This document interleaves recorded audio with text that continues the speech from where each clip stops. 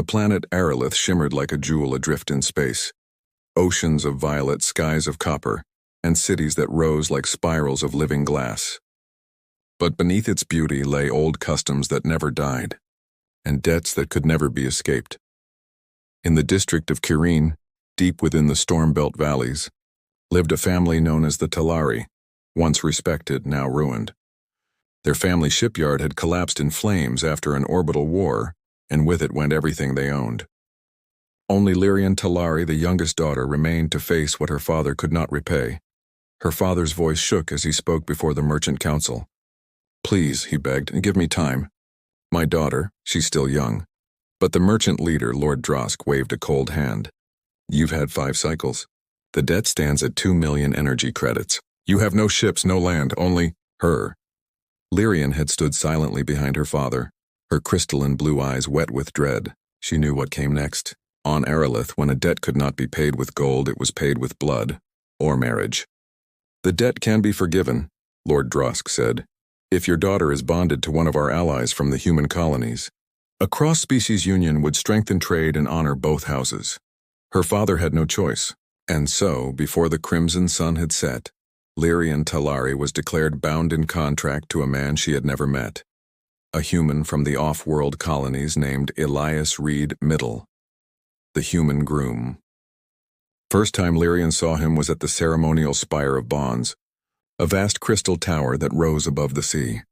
She arrived wearing the traditional silver gown of her people, her tendrils of bioluminescent hair dimmed in sorrow. Around her, nobles whispered, "An alien girl being sold to a human? A disgrace." The doors opened and the air changed. A man entered in a simple black uniform, the sigil of the Interstellar Reconstruction Corps glowing faintly on his sleeve. He wasn't what she'd expected. Humans, she had been told, were crude, warlike, and emotionless. Yet this Elias, looked tired, yes, but kind. His eyes, an earth-like gray, were not cold. They were full of empathy and something else. Guilt. When the officiator read the bond oath, Lyrian trembled, tears streaking down her luminous cheeks. "Do you, Elias Reed, accept this union as payment and pledge?" Elias hesitated, long enough for everyone to notice. "I do," he said softly. "And you, Lyra Talari?" She could barely speak. "I do." When their hands touched for the first time, her skin cool and faintly glowing, his warm and human, the bond seal flared to life. A golden circuit of light wrapped around their wrists, marking them as bound. The ceremony ended, but Lyrian did not smile. She bowed her head and whispered, "You bought my family's freedom with my life." Elias looked at her, the hurt in his eyes almost unbearable. "No," he said quietly. "I paid a debt I never wanted collected." The house by the sea Elias brought her to his residence, a quiet sea-washed villa overlooking the Aerolithian horizon. He was part of the human delegation restoring post-war infrastructure, and the AI administration had suggested that a political marriage could foster peace. He didn't treat her as property. He gave her her own room, her own space, her own silence. But silence can be heavy. Lyrian avoided him for days, speaking only when required. She ate alone, prayed in whispers to her ancestors, and watched the glowing tides outside her window.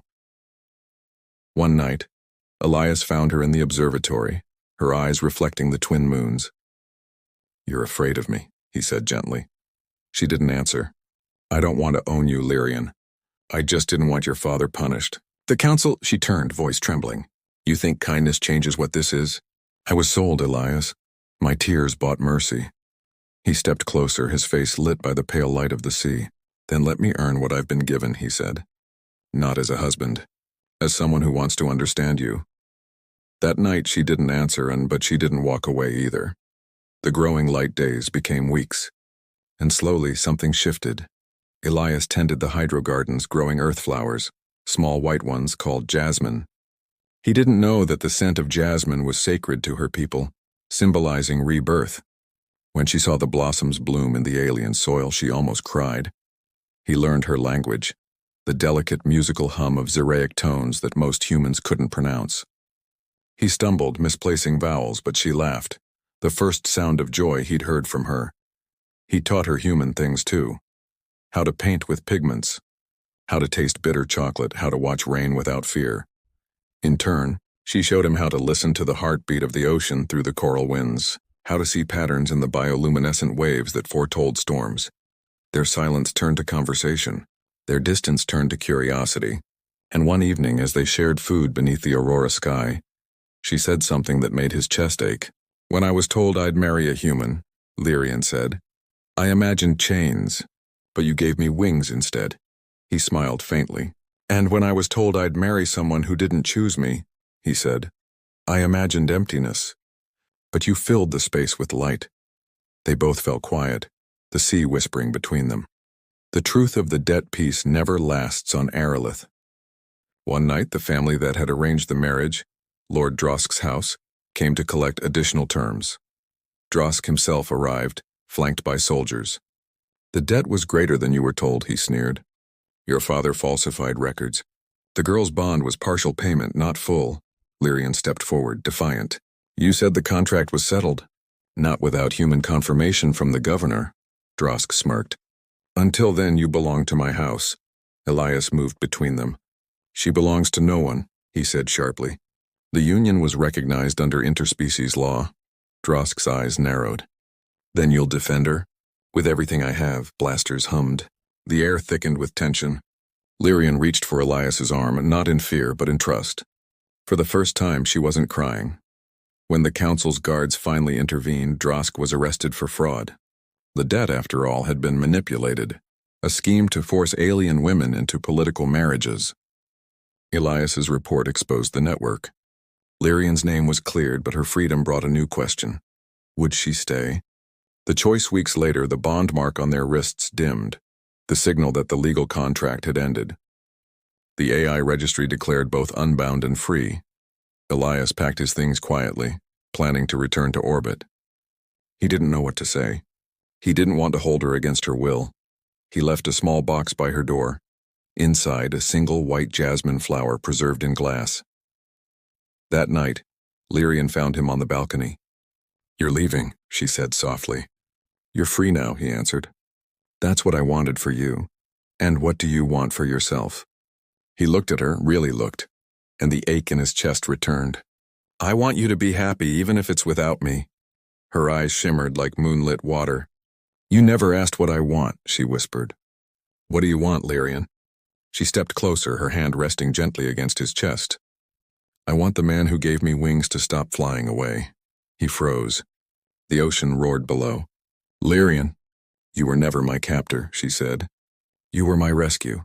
And then she did something she hadn't done since the day they met. She smiled through her tears. But this time her tears weren't of sorrow. They shimmered in the air, evaporating like starlight. "My people believe that when love replaces pain," she said, "our tears vanish into light." Elias took her hand. "Then show me," he whispered, ending, two hearts, one world, seasons passed. The house by the sea became their home. Not a cage, not a repayment, but a choice. The AI registry eventually noted their names again.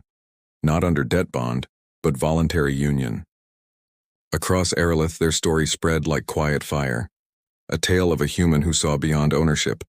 And an alien who found freedom in love.